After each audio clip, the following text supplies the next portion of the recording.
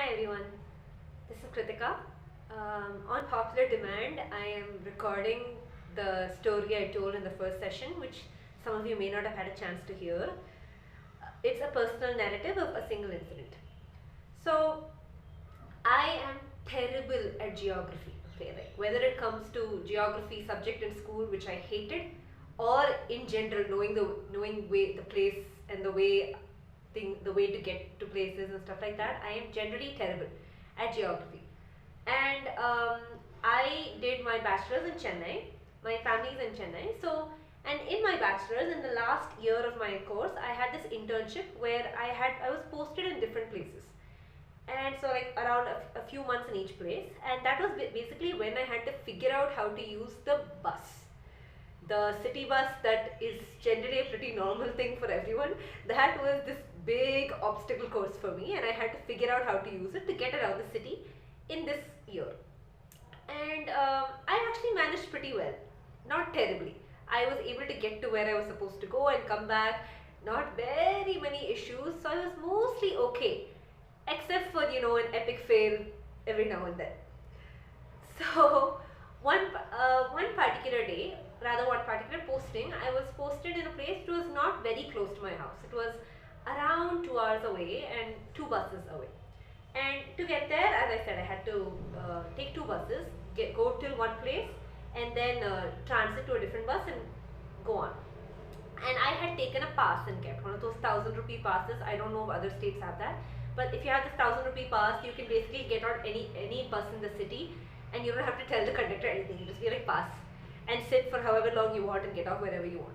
So I had a pass like this, and I'd actually formulated a plan before I started this posting.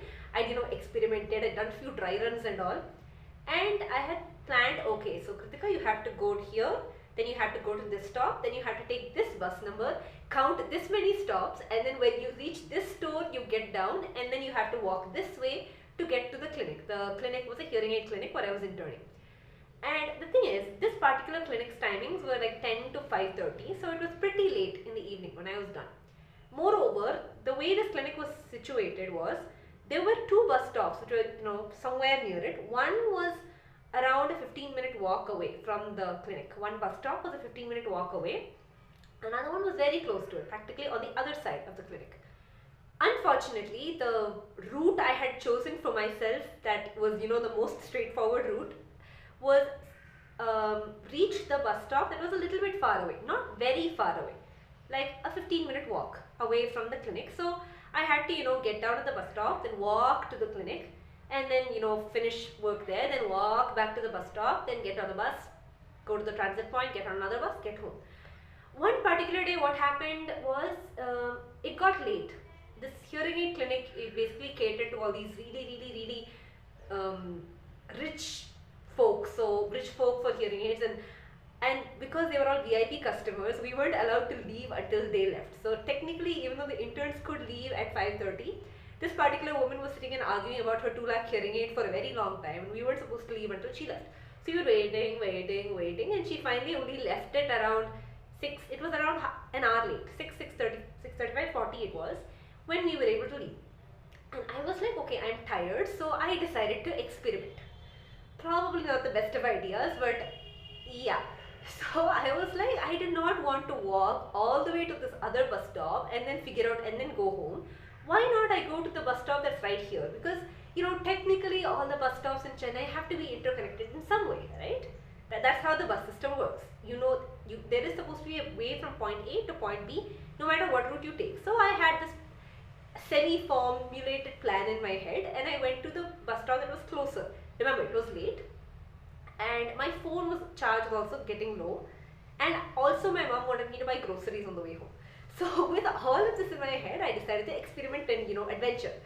So I go to this other bus stop, which does not go to any of the places that my usual bus stop does, and I'm like, no, let's come up with another plan. So I ask around a bit, and I come to this sort of half formulated, half hypothesized plan that, okay, I'll go get on a bus from here, I'll go to a place called Chetpet, which is ironically where our center is.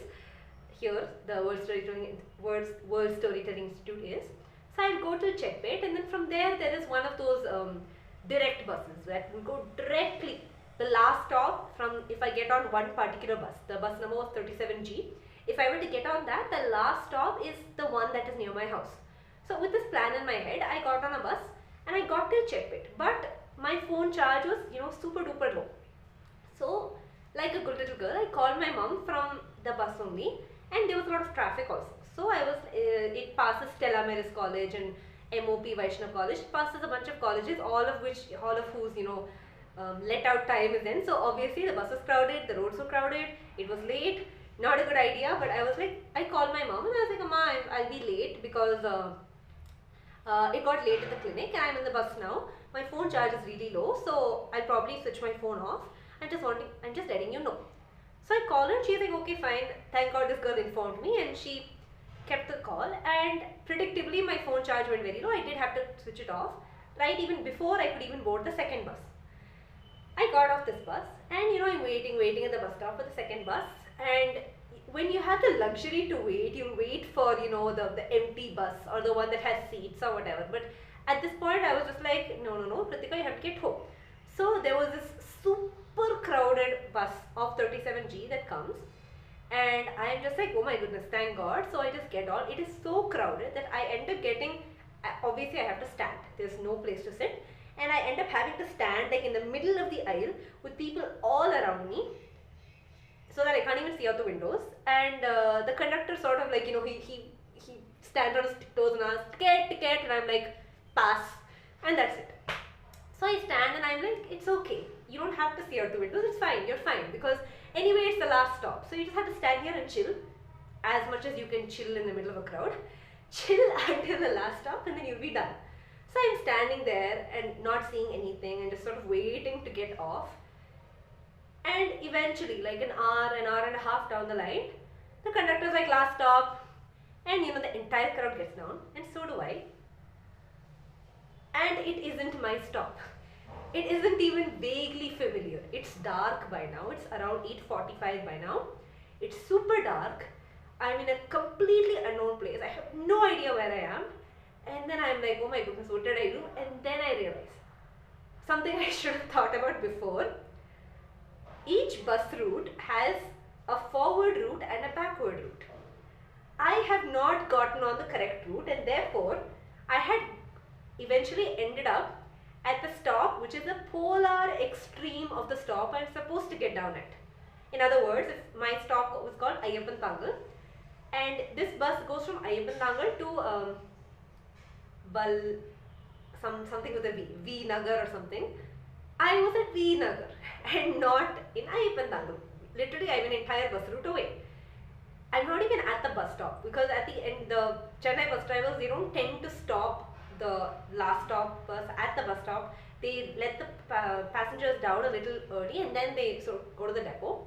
So I don't know where the bus stop is. It's dark. It's this weird industrial factory type area where the day shift workers are coming out and night shift workers are going in. And it's one of those places where you cannot let anyone know that you're unfamiliar with the place, because you're screwed. In one way or the other, you're screwed. So I'm just sort of looking around and I'm like, okay, this is not, it's like, Dorothy, you're not in Kansas anymore types. And so again, I have to think of a plan. I don't have, my phone's out of charge, so no Ola, no Uber. I do not have the time, I don't even know where the bus stop is, and if I were to ask people where the bus stop is, it's a surefire sign that this girl doesn't know where she is. So I can't do that, and besides, there was no one looking decent enough to ask. And I'm like, oh my goodness, what do I do? And my mother had asked me to buy groceries, remember? So I had this 500 rupee note sitting innocently in my purse that was supposed to be used to buy a bunch of things. But now I'm like, okay, you know what? You have to get home.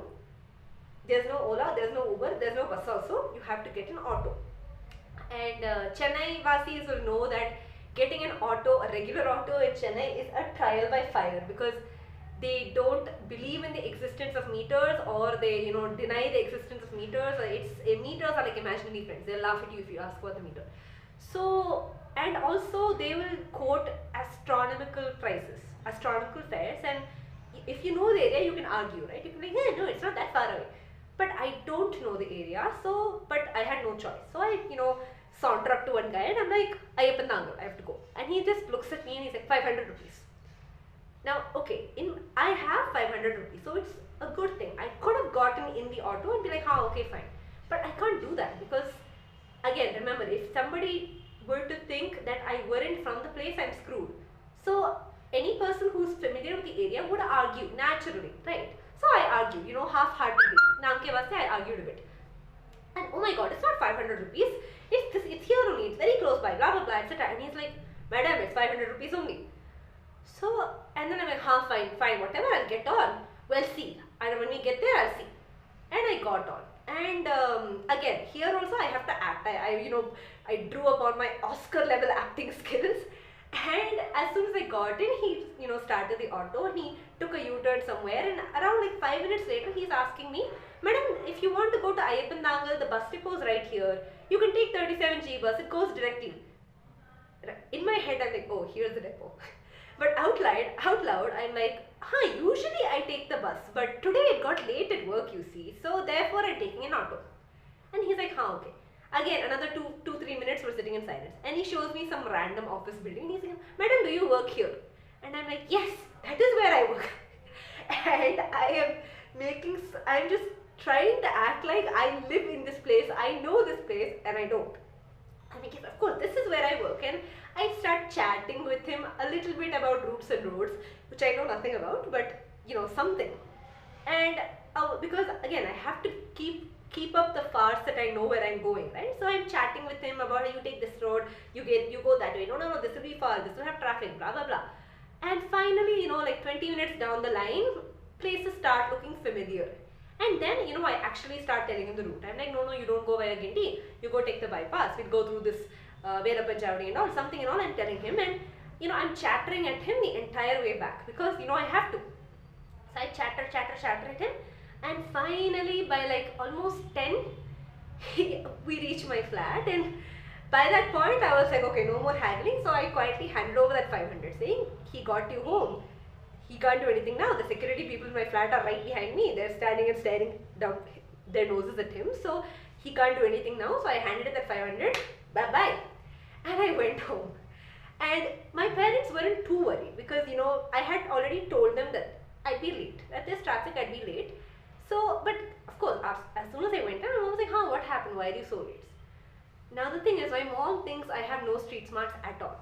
She thinks I am a dunce, and I am a bit of a dunce, but I can't tell her that now, right? So I did not say a word of all of this. I was just like, traffic, which was, true to an extent, except not really. And then she was like, she just continued saying, oh, okay, I hope you didn't stop to buy groceries and all. It's too late, you should have just come home. And I'm like, no, I didn't buy groceries and all. I just came home. And that was that. Because it was 10 and my sister was asleep, so my mom was like, okay, you go sleep, you must be tired. And she forgot about giving me money, thank God. Like my parents don't keep track of when they give me money or whatever because, they trust me with things like that. So next week at some point, again she handed over 500 and again gave me a list, at which point I went and bought her stuff. But this particular incident never has reached her ears ever. And I intend to keep it that way because it does not show me in a good light. So yeah, after that I started, realizing that, I have to, I don't know, be a little bit less stupid when taking buses. So yeah, that's my story. Thanks guys.